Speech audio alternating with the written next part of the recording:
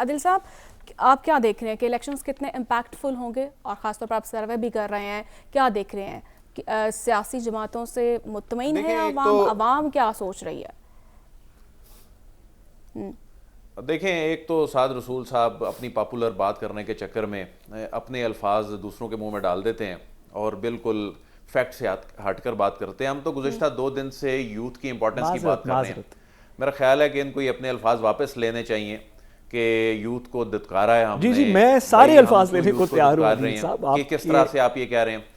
आपका हर अल्फाज में साद रसूल साहब, आपका मसला ये है कि आप लोग शायद फिर उन लोगों की फिर वकालत में आ जाते हैं जो कहते हैं कि 9 मई हमने नहीं कराया, लेकिन गुज़श्ता कई महीनों से लोगों की ज़हन साजी की गई और एंड पे कहा जी हम तो उस वक्त मौके पे मौजूद नहीं थे। हम 9 मई का तो आप खुदारा अपने अल्फाज का जो चुनाव है उसका ख्याल किया करें। मैं आपसे कह रहा हूं कि यूथ उसका ख्याल किया करें। आप अपने अल्फाज में, आप अपने अल्फाज का जब चुनाव करते हैं उसमें ये इस तरह की जो टॉक्सिक, यानी इस तरह के जो अल्फाज होते हैं ना, जो नफरत फैलाते हैं, तो आप ये बारीक वारदात ना डाला करें और फिर बाद में फिर नेक पार साहब बन जाएं।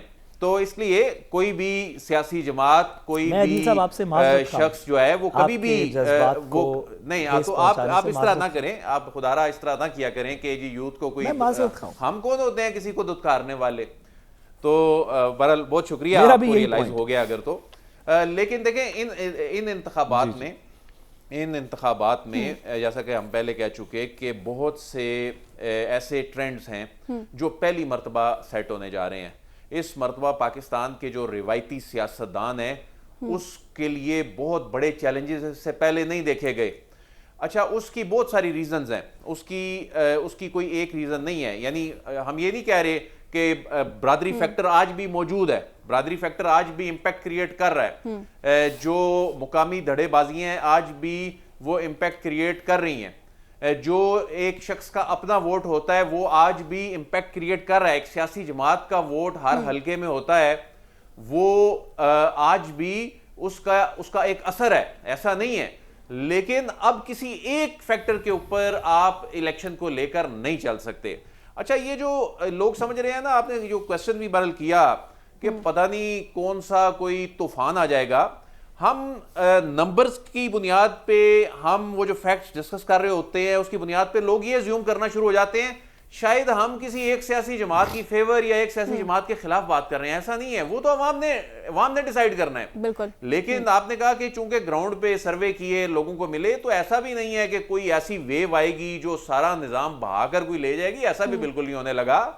जहां बहुत से नए चेहरे इलेक्टेबल्स के लिए बहुत बड़ा चैलेंज है, वहां उनका एक बहुत बड़ा हैंडीकैप है। वो हैंडीकैप क्या है कि उनको इलेक्शन के डायनेमिक्स का नहीं उस तरह से पता। जो पोलिंग स्टेशन लेवल पे जो डायनेमिक्स होते हैं, जो मुहर्रिकात होते हैं, पोलिंग स्टेशन की एक पूरी साइंस है जिसको समझने की जरूरत होती है। अब देखना होगा कि उस दिन वो उस पे किस तरह डिलीवर करते हैं। ये उनका इम्तिहान है, ये सबका इम्तिहान है, पुरानों का भी इम्तिहान है, नए लोगों का भी इम्तिहान है।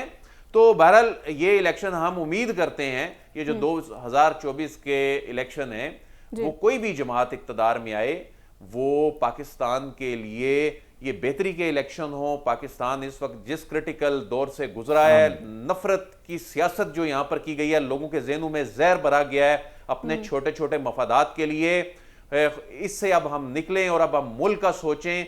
और जो मिसाके मईशत है उसकी बात होनी चाहिए। हम मईशत पे सियासत कर रहे हैं, हम हर चीज पे सियासत कर रहे हैं। तो अब हमें पाकिस्तान के लिए कुछ करना होगा। अगर हमने सियासत करनी भी है तो हमें पाकिस्तान के लिए सियासत करनी होगी। बिल्कुल बिल्कुल, अब हमें पाकिस्तान की तरक्की और फलाह के लिए जो है बिल्कुल सोचना होगा।